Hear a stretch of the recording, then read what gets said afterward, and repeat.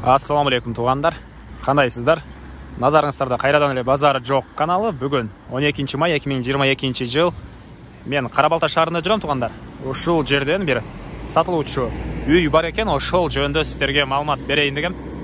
Азыр мен турган жер биринчи школанын жанында турам туғандар. Жайыл Батыр жана Почтовая көчөсүнүн кесилишинде. Бул жерде биринчи школа бар.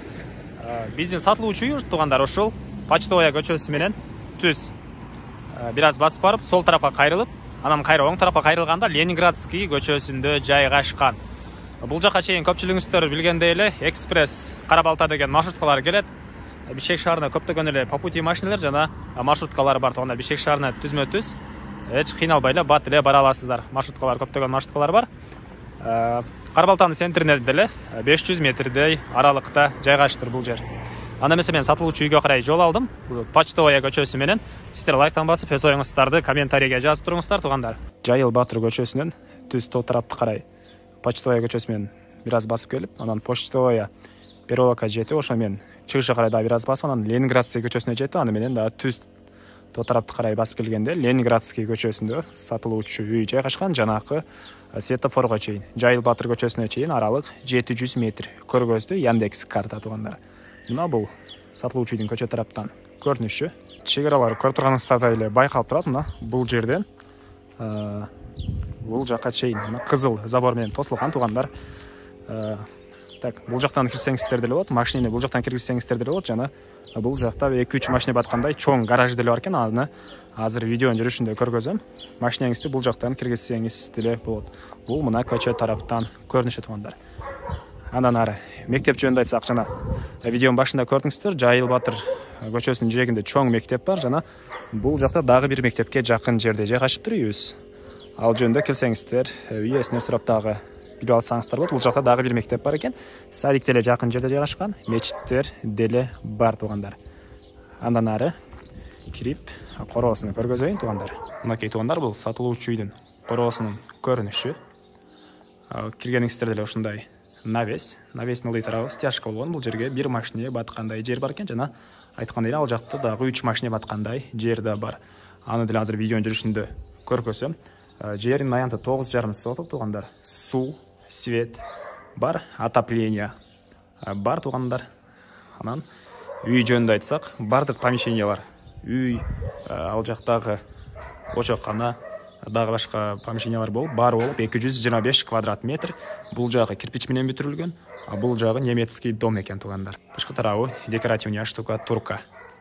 Мына ушундай көрүнүштө. Документтер боюнча кызыл китеп, техпаспорт баары бар экен тугандар. Эми ички тарабына кирип калган маалыматтарды берейин. Үйдүн мына батыш тарабында мындай жүзүм багы да бар экен. Бул жака дагы кандайдыр жер жемиш эксеңиздер деле болот. Бул жерде суунун проводдору жайгашкан жер. Мына ушундай көрүнүштө бул үйдүн батыш тараптан көрүнүшү, жана кондиционер деле орнотулуптур тугандар. Андан ары түз кирсек, бул жакта мына ушундай навес. Ушул эле жерден сол тарапка кирсек, бул жакта чоң бир мейманкана зал бар экен. Теплый пол менен жылыйт экен бул зал и ламинат, полу ламинат тугандар. Дуалдары обой, потолок натяжной, потолок узун туурасы 9,5 га 4,5. Мына ушундай көрүнүштө тугандар.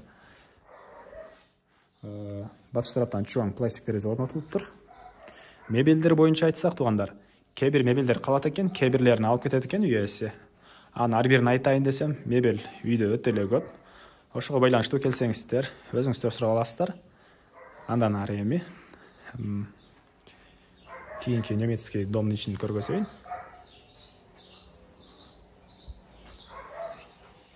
Киргенде прихожка. Бул прихожкадан башка бөлмөлөргө өтүп кете алат экенбиз. Азыр сиздерге бир чекенен көргөзө берейин. Бул үйдүн полу баары жыгачтан болгон пол, жана полдун өйдө тарабынан ламинат чапталган тугандар. Жыгачтан болгон полдун өйдө тарабынан ламинат чапталган.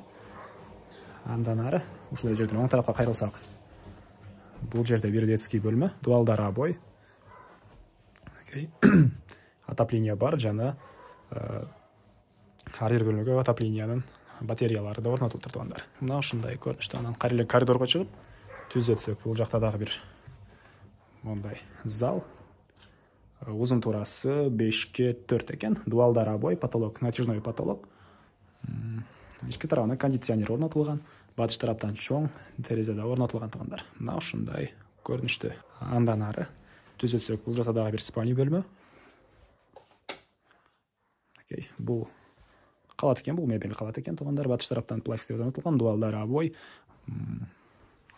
Полу жыгачтан болгон пол жана видео тарабынан линолеум салынган туугандар. Эми кайра эле коридорго чыгып, калган бөлмөлөрдү көргөзөйүн. Мына бөлмөлөр аралык эшиктер, мына ушундай эшиктер орнотулган. Аны келсеңиздер, сапатын өзүңүздөр байкап алсаңыздар болот. Мага сапаттуу эшиктердей көрүнүп турат, бирок эми ашыкча мактабайын туугандар. Өзүңүздөр келип байкап алсаңыздар болот. Жана бул жерде дагы бир бөлмө, спальня бөлмө бар экен. Светини кайсыл жактан жандырабыз? Бул дагы бир спальня бөлмө туугандар. Потолок гипсокартон, дуалдар обой, түштүк тараптан чоң пластиктер орнотулган. Мына ушундай көрүнүштө. Эми кайра эле коридорго чыгып, бул жакта кухня бар экен туугандар. Бул кухня мебелдер калат, ички тараптан раковин орнотулуп, суу чыгарылган жана фильтрден деле суу чыгат экен туугандар. Бул мебелдин баары калат. Пол жыгачтан болгон пол, жана видео тарабына ламинат чапталган. Андан ары бул жакта тамактануучу бөлмөсү бул жакта экен туугандар.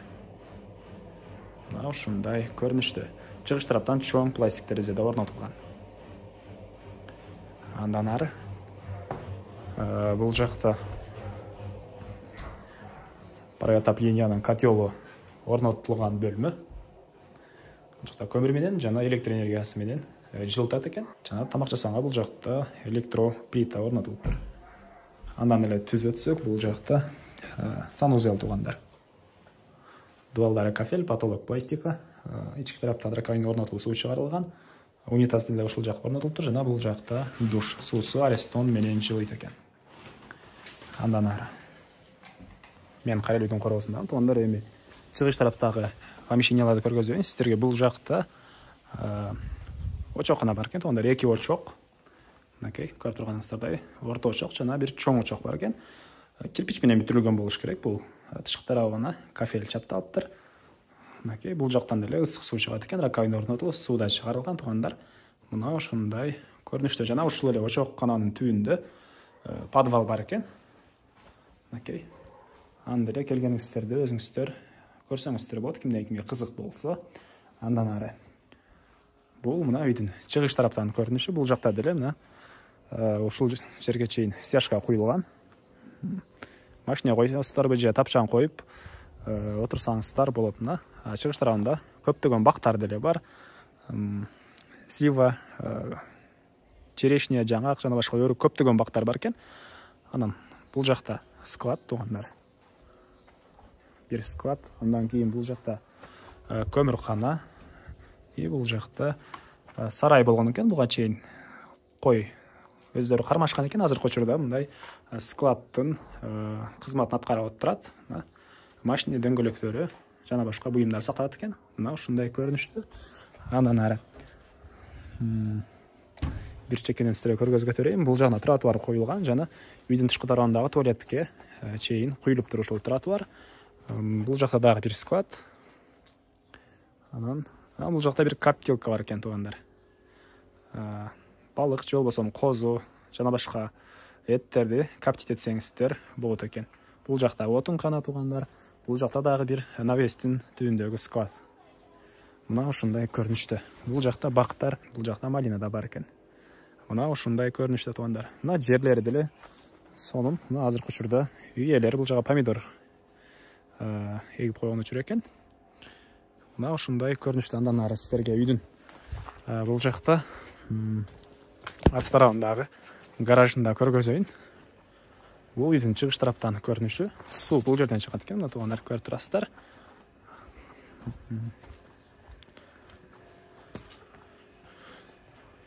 Так, бул деле калат туугандар. Бул деле калат. Анан Ал жақта үйдің шығарындағы летний душ. Бұл үйдің тарағындағы жана видеоның башында айтқан гараж. Мына ушундай көрүнүштө тугандар. 3 машина деле баткандай жер бар экен. Келсеңиздер, өзүңүздөр байкасаңыздар болот. Бул жакка өзүнчө дарбаза орнотулган. Ал жака 1 машина жана бул жака 3 машина киргизип койсоңуздар болот экен тугандар. Дагы кимден ким сатып алса, планын өзүңүздөр өзгөртөсүздөр. Кыскасы мына ушундай азыркы учурдун эместерге көргөзөйүн. Мына бул видеонун башында көргөзгөн жүзүм бага үйдүн батыш тарабы. Эмне маалымат калды тугандар?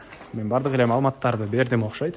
Кандайдыр бир маалыматтар калган болсо, үй ээсинин номери экранда болот. Звонок кылып сүйлөшүп билип алсаңыздар болот. Эми бир эле баасы калды окшойт, айтылбаган.